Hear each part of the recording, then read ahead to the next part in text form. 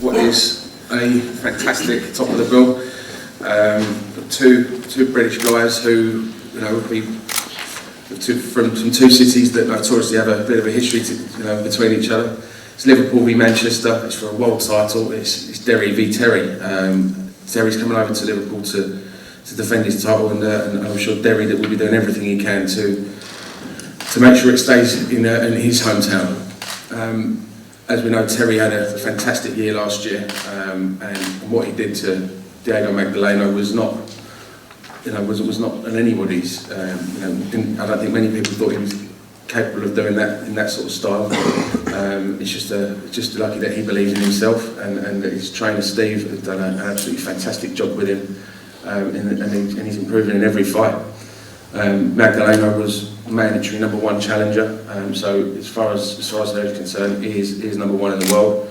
And you know, you've got a guy who I believe is capable of being a reigning champion for a long time. But there is a guy to my left who will obviously, you know, want to put his point across on February the 13th, and you know, and win a world title himself. David Matthews is I wouldn't say a veteran of the sport, but he's been there and he's been around and he's done it. He should have had his world title shot last year. If it wasn't for another governing body being dishonest and not keeping their word, then he would have had that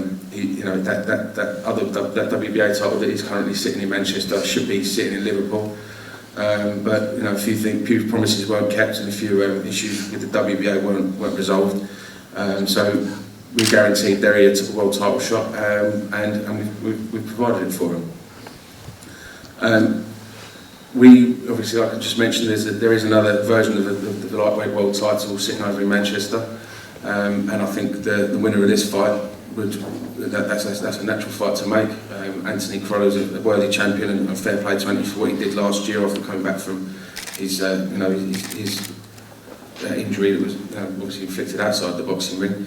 But the winner of that fight, I think, you know, it's natural for them to fight Anthony in a unification fight.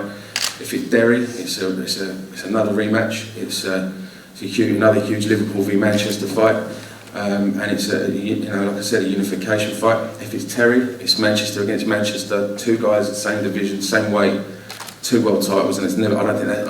Correct me if I'm wrong, but I don't think that's ever been done before in Manchester. So you know, there's a massive carrot at the end of the stick.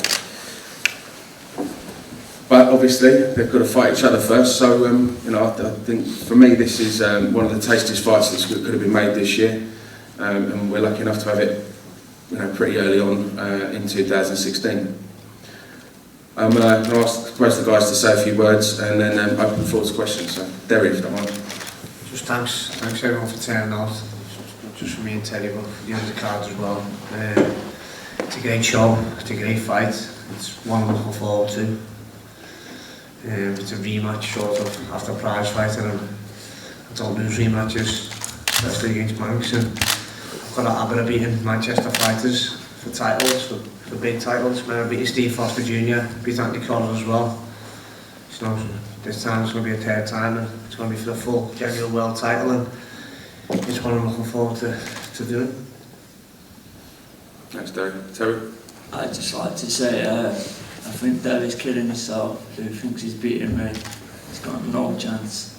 Beat him in prize fighter when I wasn't even a lightweight. Now I am a genuine lightweight, stronger, bigger, fitter, faster, strong, even tougher. I know fine well. Come the 13th, I'm going to be victorious by stoppage. What happens if you don't stop me during the later rounds? I can do the later rounds, I've done them before. Yeah, but you just said you're going to stop me. You just said you're going to stop me. So what happens if you don't stop me? I won't stop you. You just said you. I promise you I'll stop you. I can hear Stephen Ormond, he applied pressure for 10 rounds on me. How do you know I'm going to apply pressure? What? How do you know I'm going to apply pressure? I don't know, you're going to apply pressure. Yeah?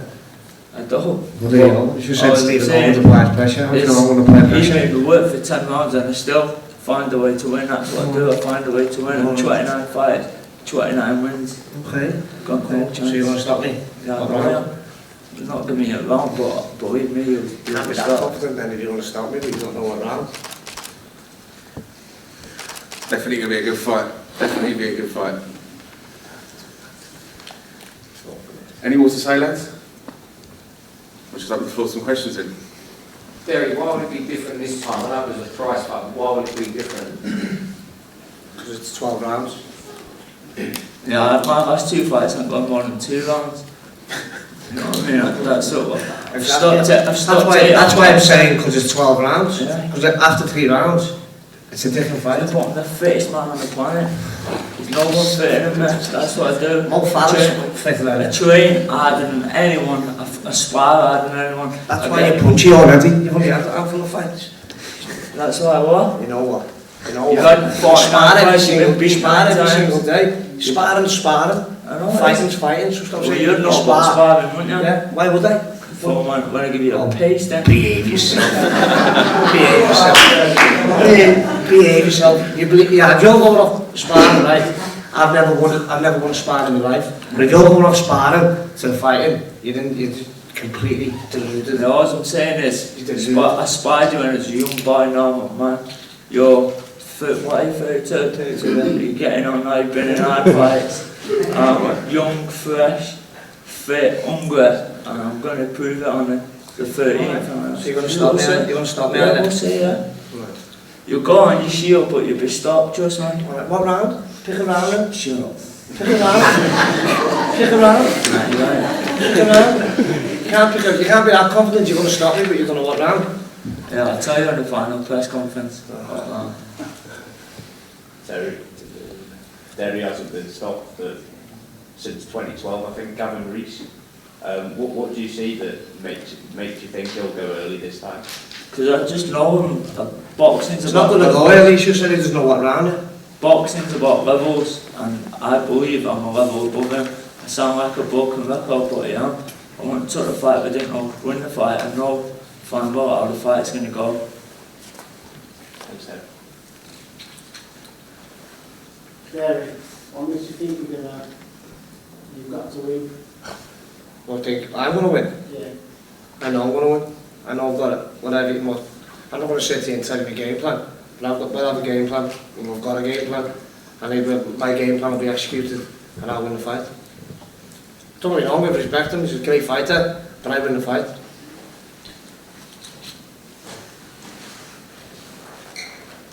Terry, you had a 5 or 6 hard back-to-back camps last year. Having the break over the new year, how sort of rejuvenated you feel? Yeah, it's done me a world of good, James. They wanted the fight in December. I said I needed the rest and made the decision to have the rest. And I spoke to Frank, he phoned me and he said, what do you want to do that fight? Could be gone more. I said, it won't be gone, it'll still be there, we'll have anything there. In the new year, when I'm mentally ready, I was more mentally tired than physically tired, like being in the gym, constantly boxing, thinking boxing every day, but I had a break, I went away on holiday and I couldn't wait to get back in the gym. Now I'm soaking everything up like a sponge learning. And this fight was always going to happen. Ever since the prize fight, my coaches told me this fight's going to happen, and now it's here. So it's always on the cards, this fight. We've always been waiting for this fight to come along. I know prize fight with a 3-round format, but does that give you sort of confidence that you're holding win over Derry? Not really. Prize fight is nothing like say he's talking 12 months. We'll see. Fight like that. He's going to say he's going to win. I'm going to say I'm going to win. It's boxing, that's what they do, but I know fine well, come the fight, I'll be the winner. There's a big carrot, obviously, of a massive unification fight. I'd never look past the fight no matter who I'm fighting. Like that, yeah. I just think about the Derry fight and concentrate on winning that and then see what happens after that, but I'll never look past anyone no matter who it is. Derry, your last fight, it's been quite a long time, so are you pleased that the wait is over now for your next fight? Yeah, I am and I'm not. I'd like to box in December, but obviously I could have done 6 rounds, but I didn't think it was worth taking a chance in case I got an injury. It's part of boxing. I'm too professional. I've had a good long rest, like Terry's had a rest as well. You know, worked on things away from boxing, the conditioning and stuff, so, you know, I'll be ready. Fight night, I'll be ready. Terry will be ready, and the fans are going to get a great fight. Do you see yourself as more of a 12-round fighter now? Yeah, after 49 fights, I should hope so. But listen, we can fight. I can fight 20 rounds, but it's about what you're doing in a 36 minutes, what count, and I've got to make it count on fight night. I've got a game plan with Danny Vaughan, but we'll stick to, and I believe we'll win the fight.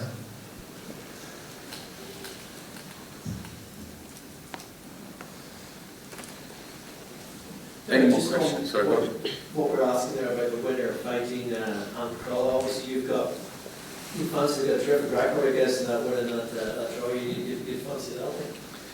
Yeah, I'm not worried about that. Andy Collar can't beat me.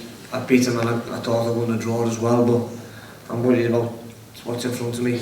Got a big fight against a proven champion, and then we'll talk about the next fight, but let's check this fight out the way first. And then, you know, their team can speak to Frank and Francis and my manager Daniel, and we'll go from there, but I'm just focused on this fight now. Francis mentioned about the fact that WBA chance was taken away from against Aubrey last year. Does everything that's happening, you fought hard at this point in your career there, does that make you be more determined you're going to grab this chance this time? Yeah, because I remember last Christmas, I was on holiday and I got a call to say, cancel, you know, you're going to have to come home from Mexico, and I couldn't get a flight home. I had to train out there, go and find a gym. And then he pulled out once, then he pulled out again. Then I was meant to fight Barossa. Thank God I never. I had to fight Barossa. Barossa swapped up fights because he couldn't get a visa. And then he sent Tony Luis, who was another tough opponent. So I had to deal with him for the interim title, and I got told I was fight for the full world title, if not get rewarded the full world title. They never stuck to it. Then they asked me now, do you want to fight the semi-final? So I didn't see a point in fighting for the semi-final when I could fight for the final, and you know, financially and stuff, it was better to fight for the full final, and you know where I am, fighting in my own city on a good show with unbelievable talent on the undercard. We always said we'd get Derry a world title shot. After the first conversation we had probably 2.5-3 years ago now. That's one thing that we were guaranteeing. Thought we'd managed it last year, like I said, but the WBA are sometimes a rule unto themselves. So fair play to Terry for coming over to Derry's home city and putting it all on the line, because you know many people would expect go away from home, let alone come across from Manchester to Liverpool. So. Sorry, 30 minutes. I'm not talking about the petrol price. It's only me and Evan doing it, isn't it? It's very true, but I'm sure there'll be a great partisan crowd here, and very much looking forward to it. It'll be a great night. Francis, can you just explain what happened with the WBA? Because Derry was the interim champion at the time.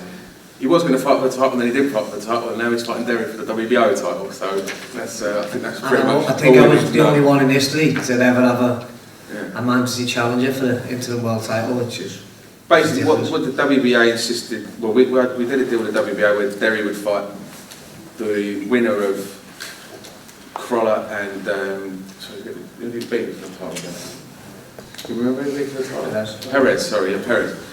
Fight a winner for Crawler and Perez, and obviously when the draw occurred, it was still Derry would fight whoever walked out of the ring with that belt, and they didn't stick to it. They ordered the rematch. But that's history. This is where we are now, and this is where Derry's focus is now. Like both of the guys have said, they're not looking past each other, but there is obviously another version of this title over the road. So we can look forward to some fantastic fights this year, but first and foremost, this is the one to look out for. Ladies and gentlemen, thanks very much for coming down today. If you can't make it down to the arena, we are live and exclusive on Box Nation, and we'll see you all on Fight Week. Thanks very much.